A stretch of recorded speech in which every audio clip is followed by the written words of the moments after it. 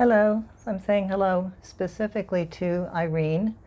I'm going to talk a little bit about your question in the video that you sent me. And there may be other dancers that are looking critically at themselves, at their shoulder line or their dance hold, and also wondering about the same question.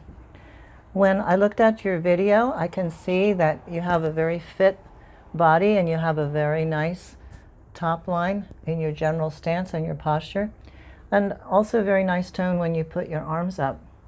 And the question I want to ask you is, maybe are you looking at the anatomy and wondering why you're not perfectly flat here, as if maybe you could change something there? Or is it more about the condition of the scapula, the shoulder blade? It sounded like you were concerned about this area. What we'll talk about before we talk about ways to maybe make the shoulder line even better, I think there's a little bit of an adjustment that you could make in the shape of your arms as a lady dancer to soften the look a little bit. But we have to look at our different body types and the different necklines and shoulder lines that we have. I have a more square shoulder line. As you do, you don't have a big sloping shoulder line. I have one lady student who has a tremendous slope. It looks as though she has no shoulders at all, completely round here.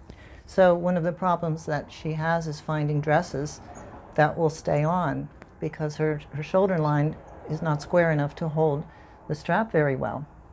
Sometimes in the gentlemen we talk about the perfect neckline for a ballroom dancer, and we refer to that as a Coke bottle neckline. A Coke bottle shoulder line or neckline is a curve like this, where the man's shoulders really come down this way. They're not so square.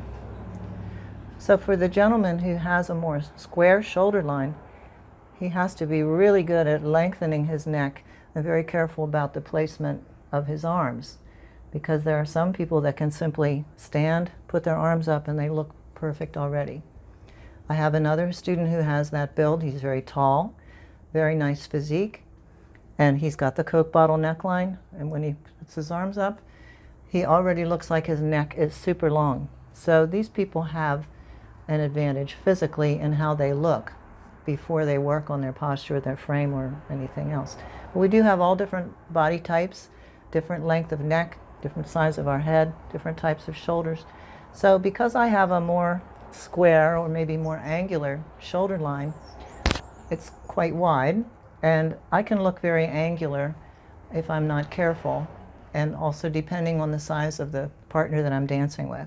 So my students are all different sizes, and when I dance with a very, very tall gentleman, then my arms will curve upwards more to reach him, and the shoulder line will appear to be lower. And when I have to be closer to the level of my own shoulders or below, I can look very angular. So it depends a lot on your partner, also how you may need to adjust your arms. But you cannot change the structure of your shoulders. And the one thing I want to really look at is the collarbone.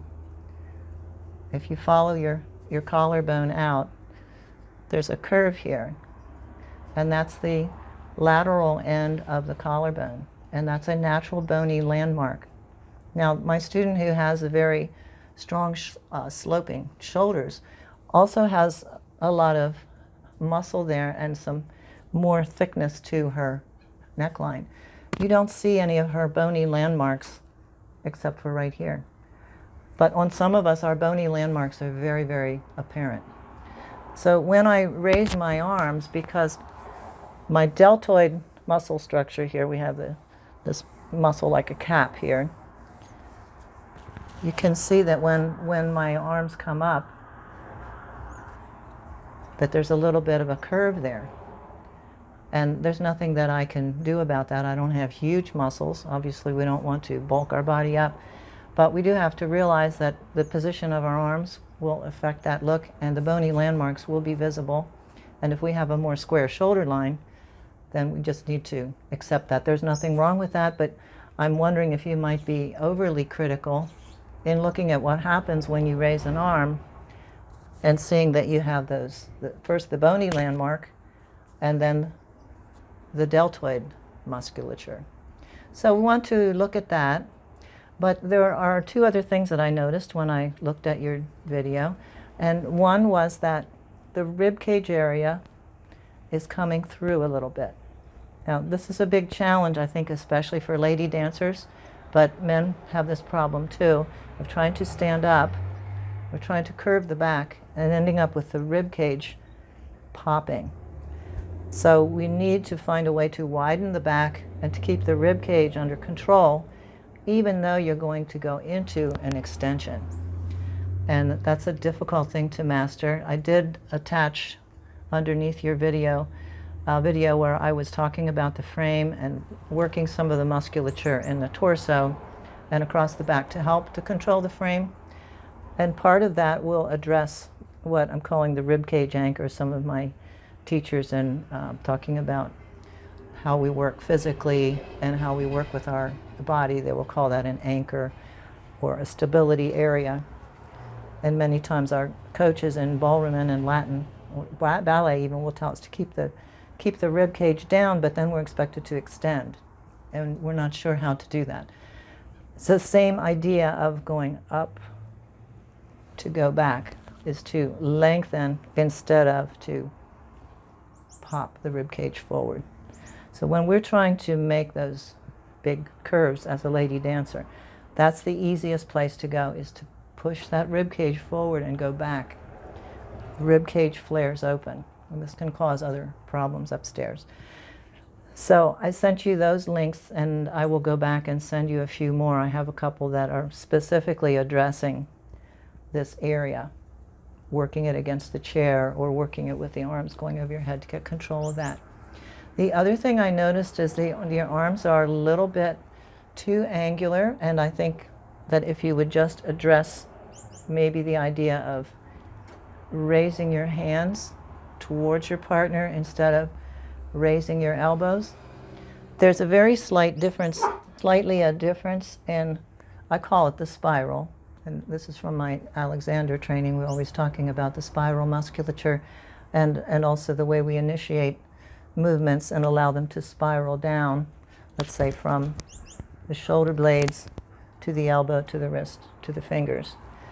We always want to feel in either part, as the man or the lady, that we're generous in our hold towards our partner. And one of the things we often say to the men, this arm belongs to your partner. This arm belongs to you. But for the lady, both of her arms, both of her hands belong to the man. So she will have a more rounded feeling. The arms are not going to be perfectly straight out to the side. But if you do that, that encourages more of the rib cage to pop. And it gives you a feeling that you're not connected to your partner. We need to be able to extend with a feeling of softness in our front. And we need this generous, rounded feeling towards our partner. Again, for myself, I'm sure for all the ladies, if the man is taller, it's much easier to get this more feminine approach and to very slightly angle the arms this way and not that way. It's a very, very slight difference. We'll change a little bit also the presentation of your hand towards your partner. So just take a look at those things. I think it would be important for you to understand the relationship of too strong a rib cage forward with a more rigid elbow sticking out, or too strong an elbow with a rib cage, because they do seem to go together. Soften, round, and forward. And then when we move into our curve, we need to try to move up and move back without letting this pop. But I think what you'll need to do is do some of the exercises on the floor where you're trying to keep the lower border of the rib cage down to establish that, and then do the exercises where you're raising the arms and feeling the scapula dropping down as the arm goes up. But you will see, as your position changes, that little shape of the collarbone itself and also the muscle is going to be visible. And that's not a problem, because that is how we're built. So I hope that will help you a little bit, and if it helps any other dancers, then take advantage of this as well. Check out my other videos on establishing that rib. Also, Pilates is very helpful. If you have a Pilates teacher that can help you, there's so much emphasis on the core area and of keeping the lower portion of the rib cage either against the mat or if you're working on the reformer, So we're not trying to say, well, our back is flat, that we have a flat back. We have curves in our back. We do want to lengthen through our curves, but what happens to us with postural problems and also trying to learn to dance is we sometimes will over-exaggerate our curves, or we'll struggle with them. For instance, instead of lengthening through the neck at the core and then extending through the spine, often we'll have a problem with lifting the chin, and then the curve in my neck is compressed and it's exaggerated. This curve in the thoracic area is slightly curved in the other way. So we press that out a little bit. So I am pressing the curve out between my shoulder blades, but if I'm not careful, then I can take that all the way down into my rib cage, and then my lumbar curve becomes even more exaggerated as well. So we want to lengthen through the curves, let's say get as vertical a line as we can feel, but then we need to extend. And as I said, that's what's so difficult to do, is to keep the length and not get into a compressed situation. So Pilates can help a lot because some of it is strength, of course, and control, but a lot of it also is patterning, learning to feel what that feels like. So I know I've talked a little bit today about that, but it is related to the arms. And overall, I think that you have a very beautiful neckline and shoulder line. I would just adjust a little bit the angle of your elbow. And you can look here and make sure you're not criticizing yourself for your anatomy. And then check the exercises that help you to work the shoulder blade area. And then one other thing we could look at is the use of the muscles in the opposite side of the back against the lengthening of the side of the neck. So there's an activity between those 2 points as we go into our position, and that will be extended beyond my elbow. So if my elbow is back too far, now I'm already in a strained position, and I do have more of a pop through my musculature because it's not in a good position. All right, so there you go. Hard for me to do too much without actually being able to work with you personally, but those are the things that I'm seeing, and those are the things I think you're asking about. So good luck with that.